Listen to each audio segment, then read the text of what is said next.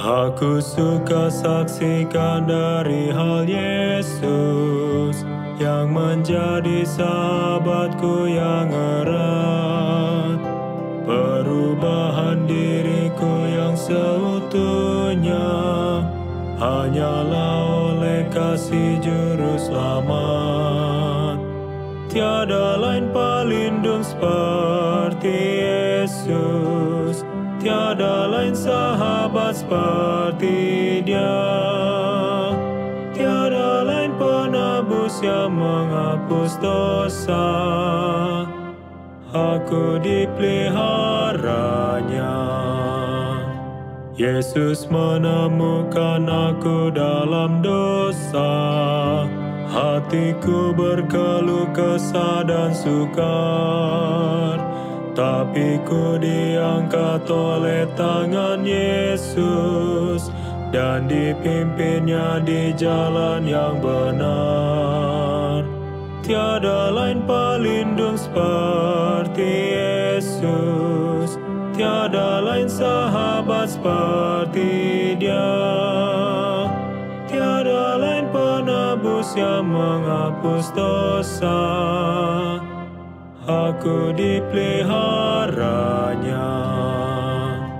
Tiap hari Tuhan beri janji yang baru, bertambahlah aku insaf kasih-Nya. Tapi tak ku mengerti tebusan itu, hingga kelak ku lihat Yesus di surga. Tiada lain pelindung seperti Yesus, tiada lain sahabat seperti Dia, tiada lain penebus yang menghapus dosa. Aku dipeliharanya.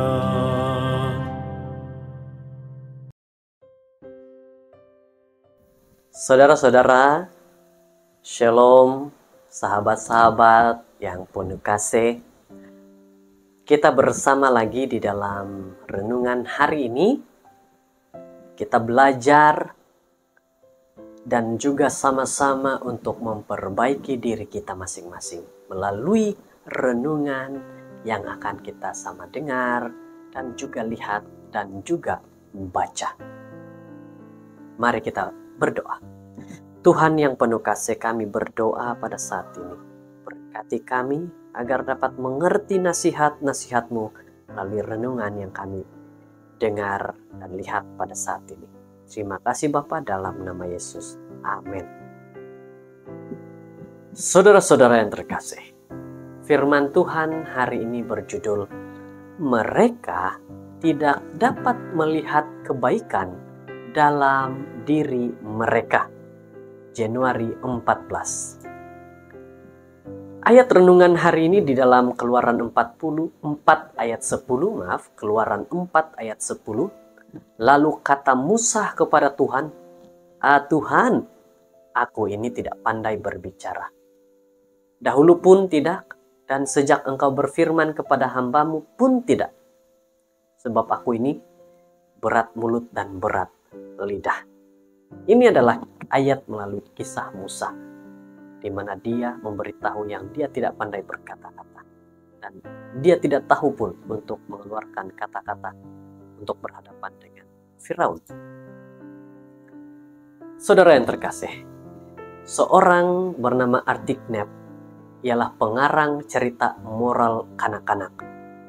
Dalam bukunya Stirring Satan, dia menceritakan kisah beberapa hewan hutan, di mana Stan merupakan seekor tupai yang gagap, dan hewan lain mengejeknya karena menghadapi masalah untuk menyatakan idenya.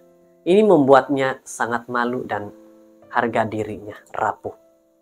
Jadi pada suatu hari, ketika dia bersendirian dan berkecil hati, seekor tupai muda, Shelby, bertanya kepadanya tentang sebab kesedihannya, dan Stan menjelaskan kepadanya puncak penderitaannya. Rekan kecilnya tidak mempersendahkannya atau menghakiminya, tetapi sebaliknya, dia meyakinkan bahwa apa yang penting ialah apa yang dikatakan, dan jika kata-kata itu tentang message yang penting dan berharga, jika kata-kata itu akan menjadi sangat berkesan, walaupun dengan atau tanpa gegap. Semasa bercakap dengan Shelby, Stan meluahkan isi hatinya, menyuarakan semua kecewaan dan susah payahnya. Selepas sesi terapi, Stan merasa lebih baik. Tidak lama kemudian, Stan mendapati dirinya dalam pergaduhan di mana banyak hewan, termasuk rakun yang mementingkan diri sendiri, berebut makanan mereka. Rakun mulai mengejek yang lain karena kecil dan lemah, dan mengancam untuk mengambil semua makanan yang ada. Stan berdiri dan menegurnya karena mementingkan diri, meyakinkan mereka bahwa adalah lebih baik jika mereka berkongsi makanan secara sama rata daripada mengenakan kekerasan. Akhirnya, hewan-hewan kecil itu memuji campur tangan Stan dan mereka sama-sama berkongsi makanan. Saudara-saudara yang terkasih, daripada cerita tadi, kita seringkali seperti itu. Contoh lagi, apabila berada dalam satu kumpulan dan kita ingin menyuarakan ide kita, ataupun kita ingin menyuarakan sesuatu tentang presentation daripada sahabat kita, tapi kita merasa, oh saya tidak layak, oh saya tidak pandai, oh saya tidak tahu apa yang perlu. Tapi inilah yang kita inginkan, bahwa jangan merasa kita tidak tahu untuk mengatakan. Katakan saja apa yang harus dikatakan, dan biarkan itu didengar oleh sahabat atau orang yang dekat dengan kita. Kita kerap bertemu dengan orang yang mempunyai kualiti yang baik, yang tidak dapat melihat kebaikan dalam diri mereka. Ini benar.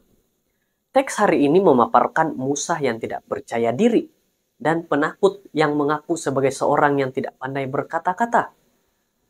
Beberapa pengulas mengatakan bahwa Musa mungkin gagap atau mengalami gangguan pertuturan. Namun, sikapnya dengan mudah boleh dijadikan alasan karena Musa dididik dalam segala hikmat orang Mesir, dan ia berkuasa dalam perkataan dan perbuatannya. Kita boleh baca itu di dalam Kisah Para Rasul 7 ayat 22. Tuhan berhadapan dengannya dengan hujah yang lebih kuat. Siapakah yang membuat lidah manusia? Siapakah yang membuat orang bisu atau tuli? Membuat orang melihat atau buta? Keluaran 4 ayat 11. Jadi saudara-saudara, apabila Anda berhadapan dengan keraguan pribadi tentang kualiti atau kemahiran Anda, berseru kepada Dia yang boleh mencipta dan mengubah segala-galanya. Dan ketahui pilihan yang muncul dalam hidup Anda. Seseorang yang begitu mahir seperti Musa juga mengalami keraguan diri, tetapi Tuhan sentiasa mempunyai jalan keluar apabila kita meletakkan diri kita di tangannya. Jadi ingat, firman Tuhan hari ini yang berkata bahwa dengan keraguan, dengan kelemahan kita, mungkin kita akan semakin tidak pandai ataupun makin jatuh. Tetapi ingatlah, dengan Tuhan, keraguan kita dan juga kelemahan kita dapat atasi itu. Karena Tuhan akan menolong kita untuk berhadapan dengan setiap situasi kita. Mari kita serahkan diri kita kepada Tuhan dan biarkan Tuhan yang berkata melalui mulut kita. Kita berdoa. Tuhan di sorga, terima kasih pimpinan-Mu dengan firman yang sudah kami dengar ini. Biarlah menjadi kekuatan dan nasihat. Biar Tuhan pakai kami dengan mulut yang kami ada ini untuk menyampaikan firman Tuhan di sekitar kami. Terima kasih Tuhan, gunakan kami sebaiknya. Dalam nama Yesus. Amin.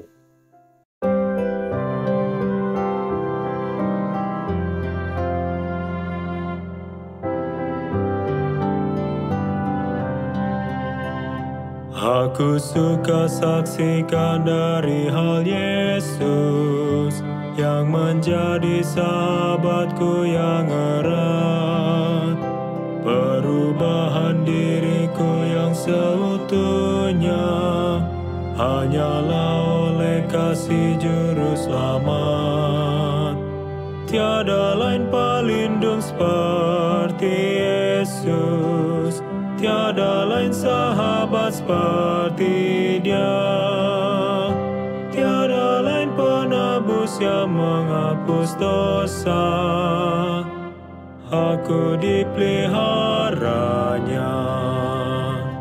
Yesus menemukan aku dalam dosa, hatiku berkeluh kesah dan sukar, tapi ku diangkat oleh tangan Yesus dan dipimpinnya di jalan yang benar.